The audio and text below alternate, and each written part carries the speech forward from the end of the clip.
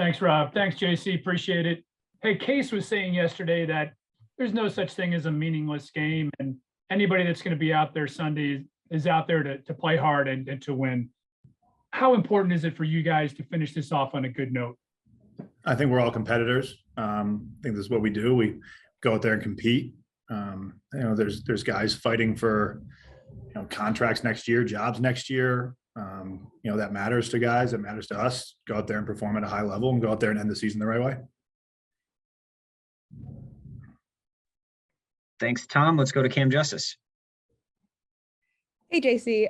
Obviously, an unavoidable part of the game is injury, and many of those are freak incidents. And this season, though, your presidential.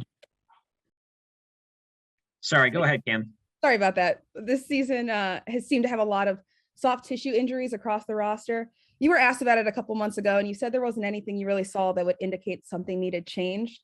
But now with one game left on the schedule and the offseason approaching, would you like to see if there are ways that any of those injuries could have been prevented to ensure that those same issues, if they exist, don't repeat next season? And then for you as both a player and an NFLPA president, what does that look like, ensuring that training and conditioning are constantly improving?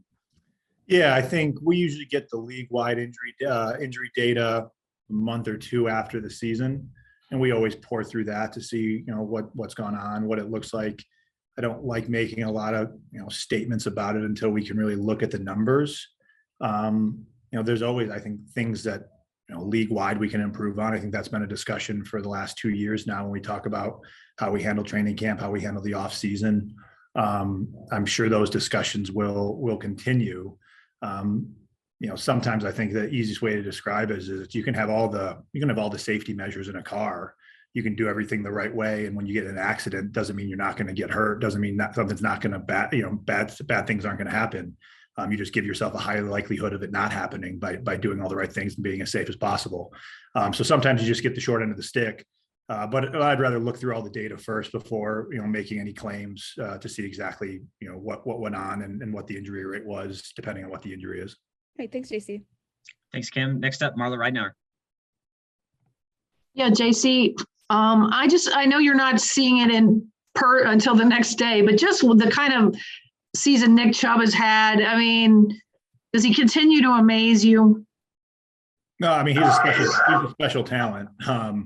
He does some amazing things. I think we have a ton of talented backs in the league. I think Nick's right there up there with the rest of the guys. He can just do some really special things. He's a guy we like blocking for as an offensive line because he makes our job a lot easier. And even if we don't do our job well, sometimes he still makes us look good. So that's the type of guy Nick is, and he's a phenomenal teammate too. Goes about his work the right way. I think the two teammates I hold in highest regard in my career are Jordy Nelson and Nick Chubb, who are both very similar guys of quiet, always did the right thing, always just worked hard, kept their mouth shut, and was kind of the perfect example of what you should be doing.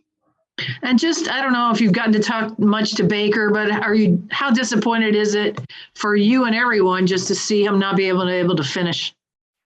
Yeah, just super banged up this year. I give him a ton of credit and appreciate how hard he fought to be out there with us each and every week.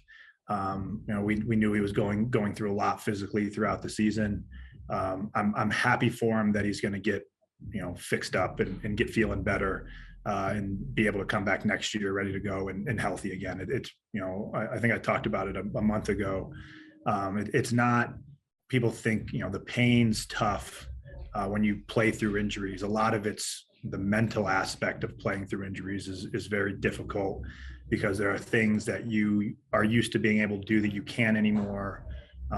Waking up every morning, the first thing you think about is how much pain you're in. That wears on everybody when guys are going through that. So that's not an easy thing to do. So I give Baker a ton of credit for going to bat for us all season and getting, fighting to be ready on Sundays to play with us. Thanks, Marla. Let's go to Daryl Ryder. Yeah, JC, you guys are obviously professionals, but you're also human. Just how difficult has maybe these last 2 or 3 weeks been for you guys, knowing the reality setting in, you guys came in with the hope and the expectation you're going to get back to the playoffs and things like that, and you weren't able to do that. So just how difficult have these last couple of weeks been for you guys with the real understanding that you didn't get back to the playoffs? I mean, definitely disappointing. I mean, you put the work in and you play to win a Super Bowl. So when that opportunity is no longer there, it's a hard pill to swallow. But I think it shows us how much more work we need to go into next year and come back ready to go. It's definitely disappointing, but we need to learn from it and grow from it. Thank you, Daryl. Next up, Scott Petrick. Hey, JC, I know you battled so many injuries to have that long snap streak. And while I'm sure it was the right thing to do, was it tough to get tested knowing that you could wind up testing positive? Yeah, I mean, that's like you said, it's a long snap streak, and that game was probably the game I most didn't want to miss, going back to Green Bay. But I try to do the right thing and try to follow the rules and do what's right. And I had some symptoms and didn't want to be the guy that comes into the building and gets other people sick and then they miss games because of it. So it's not always easy to do the right thing, but I think you always try to do the right thing. And I think if you do that enough times, it works out for you in the end. And then on a different topic, I know you're only going to be turning 31, which is still young, but you've dealt with all the injuries. Like, do you plan on coming back next year? Yep. Okay, good. Thank you. Thanks, Scott. Nate Ulrich, go ahead. JC, I also wanted to ask you about your COVID experience.